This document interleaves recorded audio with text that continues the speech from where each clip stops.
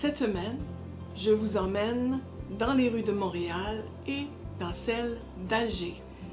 Hôtel Lonely Hearts de Heather O'Neill. C'est la première fois que je lis un livre dont la poésie est aussi addictive. C'est la poésie de l'auteur qui nous fait tourner les pages et qui nous fait dévorer littéralement le livre. C'est un livre exceptionnel et je suis très à l'affût de tout ce que Heather O'Neill va pouvoir écrire dans l'avenir. 2 enfants, presque morts-nés, sont placés à l'orphelinat. Ils grandissent et se révèlent surdoués. Pierrot au piano et Rose à la danse. Enclins à divertir les autres par leurs acrobaties et leur imaginaire, ils seront tout naturellement attirés l'un vers l'autre. Battus, humiliés, réprimés et abusés par les religieuses, leurs talents conjugués se feront quand même un chemin lors d'un spectacle d'enfants donné devant les bienfaiteurs et le clergé. De riches familles paieront pour les voir performer dans leur salon. L'orphelinat en profite et les enfants de la balle rodent leur numéro, leur amour naissant et leurs projets d'avenir. À la puberté, leur inclinaison l'un pour l'autre sera si furieusement réprimée qu'ils seront séparés pendant leur adolescence en croyant s'être définitivement perdus. Placés dans de riches maisons du Golden Square Mile des années 20, ils seront ballottés, changeant de boulot, dormant l'un dans un chic hôtel, l'autre sur les bancs des parcs, conversant mentalement et se cherchant toujours, traversant le Montréal terrifiant de la Grande Dépression. Je vous recommande chaudement Hôtel Lonely Hearts de Heather O'Neill, édition Alto, 537 pages. Nos richesses, j'adore ce titre, Nos richesses, de Kawther Adimi.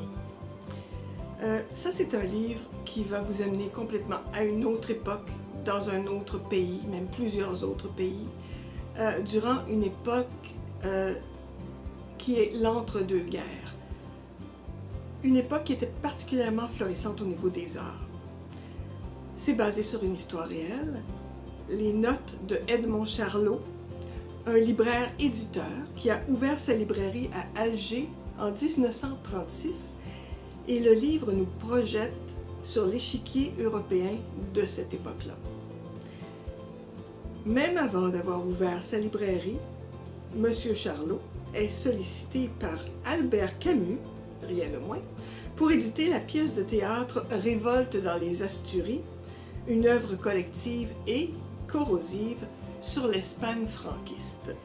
Pendant que Charlot trouve le local qui abritera sa vocation passionnée de libraire et d'éditeur, la présentation de la pièce est interdite par le maire d'Alger. Charlot l'éditera quand même, sans s'identifier autrement qu'avec ses initiales de peur qu'on ne vienne saisir les exemplaires imprimés dans son local. C'était vraiment une autre façon d'être éditeur dans ce temps-là. Alors voilà qui donne le ton et le rythme à ce témoignage vivant d'une époque sulfureuse qui fonce vers une guerre terrible tout en donnant naissance à un florilège d'artistes très marquants. Nos richesses. C'est un roman sur le courage d'un petit éditeur qui a subi la prison, la trahison, la faillite, le vandalisme, la répression et a trouvé le moyen de publier quand même des œuvres majeures sur n'importe quel papier s'il le fallait. Des auteurs devenus célèbres et qui le saluaient bien sûr comme un des leurs.